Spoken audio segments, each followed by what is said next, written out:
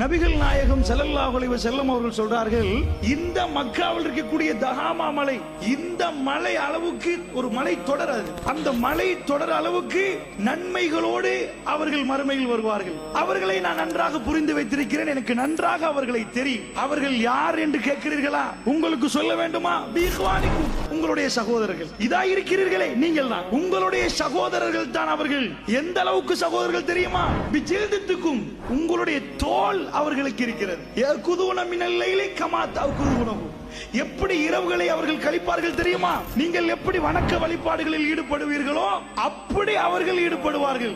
சகோதரர்களே, இந்த ஹதீஸை வாசிக்கிற நேரத்தில் நம்மில் 90% இந்த ஹதீஸுக்கு தகுதியை பெற மாட்டார்கள். ஏன் தெரியுமா? ரமலானில் மாத்திரம் தொழக்கூடிய தொழுகையை ரசூலுல்லாஹ் சொல்லவில்லை. சஹாபாக்களை பார்த்து ரசூலுல்லாஹ் சொன்னார்கள், நீங்கள் இரவுகளை எப்படி எடுப்பீர்களோ, இந்த இரவுகளை அல்லாஹ்வுக்கு பொருத்தமான முறையில் நீங்கள் எப்படி கழிப்பீர்களோ அவர்களும் அப்படித்தான் இரவை கழிப்பார்கள் என்றார்கள் ஸல்லல்லாஹு அலைஹி வஸல்லம் அவர்கள். அவர்கள் மறுமையில் அவ்வளவு நன்மைகளோடு வருவார்கள். 5 வக்து தொழுது விட்டு அல்லாஹ்வுடைய நல்லடியார்களே, 5 வக்தோடு வரவில்லை, கியாமுல் லைலோடு வருகிறார்கள், தஹஜ்ஜுதோடு வருகிறார்கள். ததஜாஃபா ஜுனூபிஹிம் அனில் மவாஜி, அவர்களுடைய உடல்களை எழுப்பி அந்த இரவிலே அல்லாஹ்வுக்காக நின்று தொழுதவர்கள் வருகிறார்கள். அந்த மறுமை நாளிலே வருகிற நேரத்தில் ரசூலுல்லாஹி ஸல்லல்லாஹு அலைஹி வஸல்லம் சொன்னார்கள், எனக்கு அவர்களை தெரியும், அல்லாஹ் மறுமையில் வருவான், வந்து விசாரிப்பான். அபா மன்சூரா, அவருடைய எல்லா நன்மைகளையும் துண்டு துண்டாக்கி விடுவான் அல்லாஹ் என்று சொன்னார்கள். எல்லா நன்மைகளையும் துண்டு துண்டாக்கி விடுவான் என்றார்கள். அவ்வளவு நன்மைகளோடு வருவார்கள். 5 வக்தோடு அல்லாஹ்வுடைய நல்லடியார்களே, நம்ம நாட்டில் 99 வீதமானவர்கள் இரவு தொழுகை இல்லை. இரவு தொழுகை என்றால் அவ்வளவு சிறப்பான ஒரு தொழுகை. ஈமானில் உச்ச நிலையில் உள்ளவர்கள் தான் அதை தொழுவார்கள்.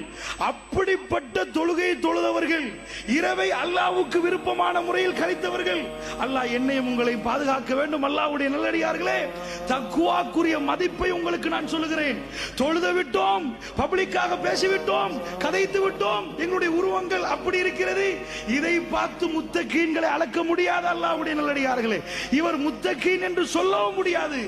அல்லாஹ்வுடைய தூதர் சொன்னார்கள், அபா மன்சூரா, அத்தனையும் அல்லாஹ் துகளாக்கி விடுவான், துண்டாக்கி விடுவான். ஏன் தெரியுமா? அவர்கள் தனிமையில் இருந்தால் அல்லாஹ் போட்ட வரம்புகளை சிம்பிளாக மீறி விடுவார்கள்.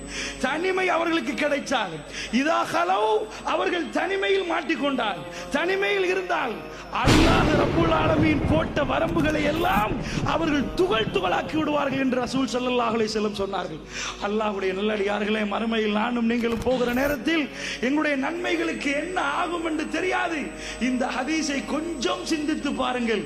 கியாமுல் லைல் தொழுதவர்கள், ரமலானில் மாத்திரம் தொழுதவர்கள் அல்ல, காலமெல்லாம் தொழுதவர்கள் ரசூலுல்லாஹ் சொன்னார்கள். சஹாபாக்களை ஒப்புவைத்து சொன்னார்கள், யகுஸூன மினல் லைலி கமா தகுதுனஹு, நீங்கள் அந்த இரவுகளை கழிப்பது போன்ற அவர்கள் இரவுகளை கழித்தார்கள். ஆனால் அவர்கள் தனிமையில் இறையச்சம் இல்லாமல் நடப்பார்கள். அல்லாஹ்வுடைய நல்லடியார்களே, எப்பொழுது இந்த ஆடை அணிய வேண்டும் தெரியுமா? பப்ளிக்காக இல்லை. பாசு தக்வா ذلك خير, லிபாசு தக்வா, தக்வா என்ற ஆடை நாம் அணிய வேண்டிய இடம் தனிமை. அல்லாஹ்வுடைய நல்லடியார்களே,